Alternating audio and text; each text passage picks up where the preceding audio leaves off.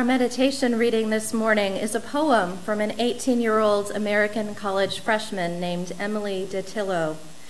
She's from Oxford, Ohio. Please, Mr. President, this is a plea, a hope, a wish. We rise each morning, Americans in every city. The newspapers scream black headlines, thousands of letters smashed together, forming sentences of horror. Deaths and injuries, numbers, but these aren't numbers, these are people. People we cannot replace, people we never should have lost, people with families, friends, jobs. Please, Mr. President, we have so much ahead of us. Our flag of red, white, and blue, our people embody this spirit. We are a land of wonderful opportunity, innovation, creativity, power. But how can this continue? We cannot be our best living in fear. Fear that manifests itself in the unexpected. Fear that turns to disbelief and regret. Please, Mr. President, these tragic events are far too frequent. Something must be done. There's hesitancy now, a foreboding sense of caution. We don't know what is coming. I can remember a different time. People didn't worry about movie theaters, malls, big cities, school, concerts. It's different now, but it doesn't have to be. Please, Mr. President, there are little kids growing up, protected for now by innocence, each proud to be American. But children are wise and wondering. They ask questions. Parents fumble for an answer. They shouldn't have to taint young minds with horrors such as these. Please, Mr. President, this is a plea, a hope, a wish. Something must be done. These aren't numbers. These are people. Today, there are 58 stones on our chalice table, each one honoring a victim of the mass shooting in Las Vegas.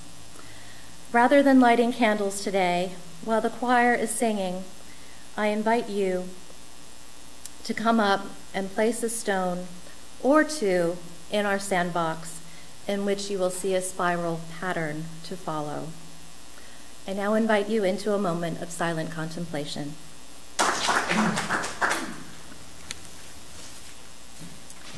Our reading today is from a book called Poor Man's Philanthropist, the Thomas Cannon Story. I had to laugh when I read one of the quotes on the back from Ebony magazine. It said, Thomas Cannon is either an apprentice saint or a man at war with rationality.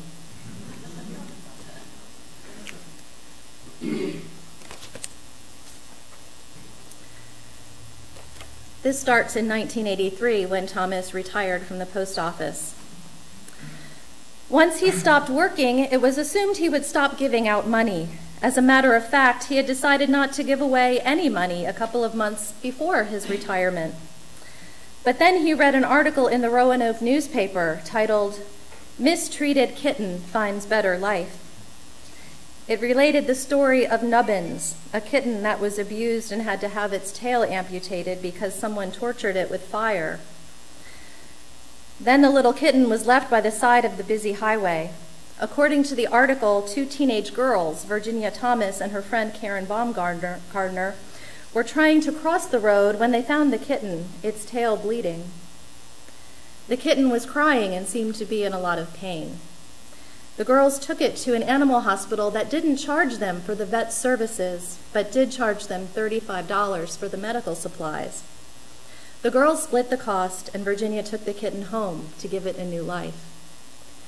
In his letter to the girls, Tom wrote, I read of how you went to the aid of a tiny kitten that had been tortured and left to die beside the highway.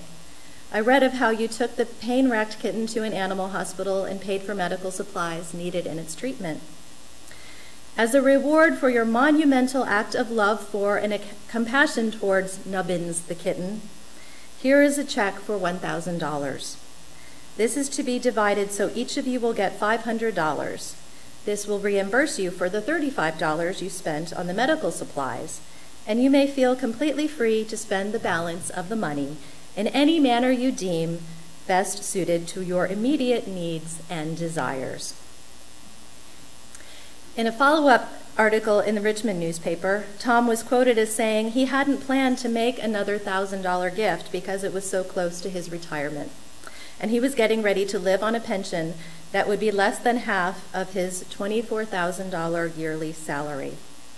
He even indicated that at one point he tried to throw the article away, but in the end he couldn't let the girl's compassion for the small animal go unrewarded. And the month that Tom retired, he renewed his sponsorship for 4 boys through an organization, an international child care organization.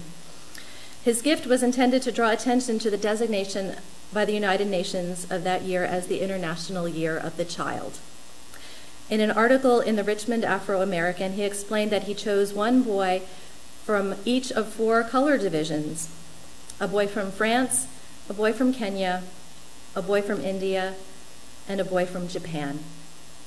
As Tom said in his letter to the organization, "The purpose of such selection is to carry out the Christmas theme of peace on earth and goodwill toward men. The sponsored children will symbolize the human race on earth, and their sponsorship will symbolize my unwavering personal commitment toward helping to promote the concept of universal peace and brotherhood." Now, religious beliefs, the race of the recipient, or their background have never mattered to Tom. He uses the analogy of electrical wires covered in different colors to explain his feelings about race. He says that just as the same electricity flows through a wire covered in a red plastic is the same as a wire covered in white. He says it's the same with people. We are all part of the cosmic universe, and our bodies are just shells to hold our spirits, Tom says. He feels each person is valuable and that no one human being has more importance or value than another. He has studied various religions and admires Mother Teresa because she didn't spend her time talking about her religion. She lived it. He says she rolled up her sleeves and went to work and did what she could. In his own way, that is what Tom does, although he often disturbs those who try to convert him to their beliefs or recruit him to join their church. He says as a child he was scared to death by the pictures that he saw in a religious book and hearing how God would fling unworthy souls down into the fires of eternal hell.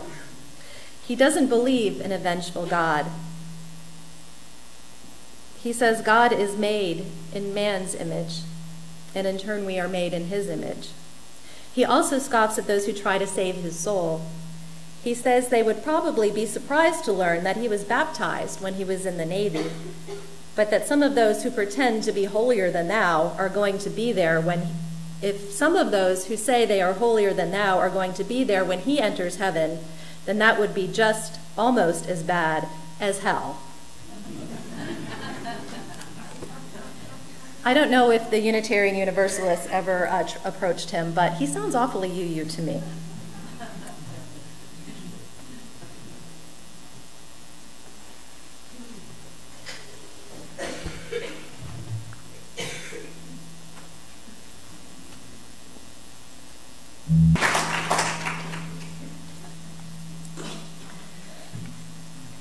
So those of you who are visiting this morning have been incredibly fortunate to pick the one Sunday a year we talk a lot about money. And I don't usually dress like this. But we don't talk about money like this every week. But this is a really important Sunday for our church and its members and its pledging friends who provide the financial resources that allow this place, this community, to actually exist and to stay in existence. So what we call the free church, like ours, for it to be truly free, it has to be solely supported by its members. We're not receiving money from up above in layers and layers of church bureaucracy, but also they don't get to tell us what to do, right? So with freedom comes responsibility.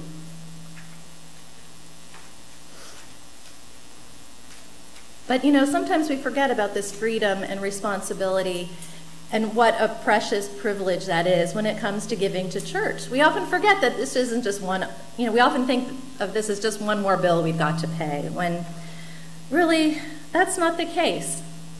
I mean, that's why I find the story of Thomas Cannon so inspiring. He saw giving this money away as a privilege, and it gave him so much personal joy, even though there was some sacrifice involved. His giving connected him spiritually to countless strangers, people he didn't know, who were alternately hurting from a big tragedy in their life, or they were helping to make the world a better place. And then, although he didn't claim to be religious, Thomas Cannon was indeed incredibly spiritual. His giving was deeply connected to that traumatic experience from the Navy. His giving made his life make sense. It gave his existence meaning. It provided him grounding in a really chaotic, hard to understand world. So this giving was his spiritual practice.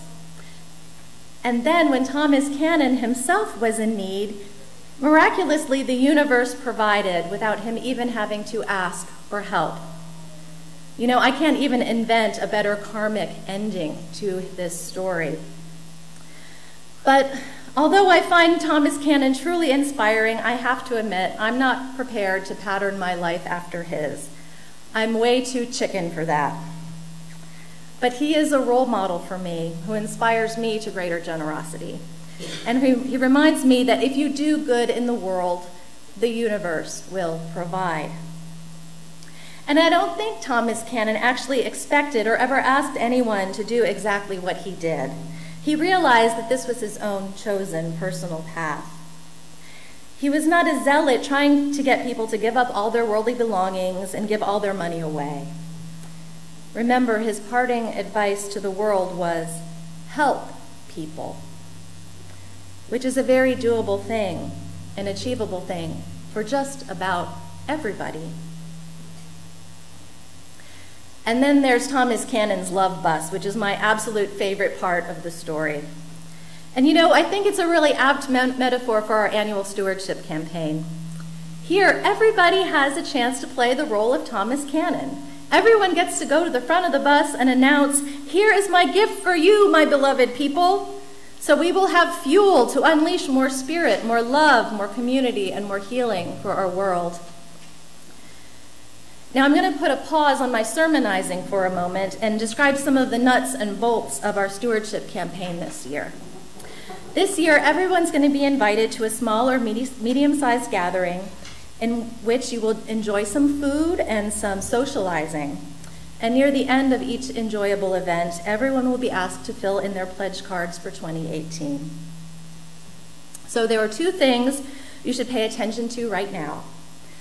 Look out for an email or phone call inviting you to a gathering. And please respond promptly, yes or no, because that will help in the planning. And it will also help you get rescheduled if the suggested event doesn't work with your schedule. The other thing to do is to watch out for your stewardship mailing, which will be coming this week. Open it, read it over to become familiar with the contents, and then bring it to your gathering. And if this is a lot to remember, just remember to check your phone and your email and your mail and respond to anything from church, and then you're good to go. And all of this is going to happen by the end of the month. So I invite you to stay alert, okay? The more responsive you are, the easier this will go for absolutely everyone. And I have to say that this congregation is incredibly lucky. Incredibly lucky to have so many people who give so much of their time and their talent and their treasure to this congregation and have done it year after year after year. And I feel like we're really close to a turning point.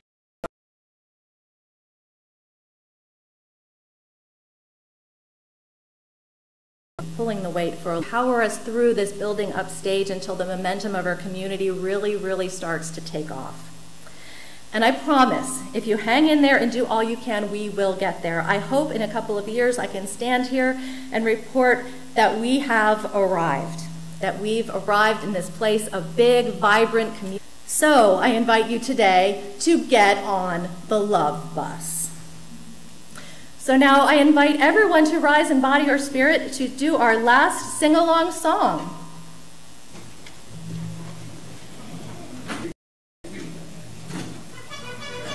What's that?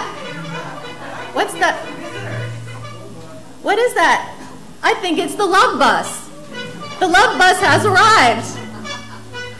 So as we sing, I invite you, as you are willing, to follow the love bus. Make a love train behind the love bus. What do you think?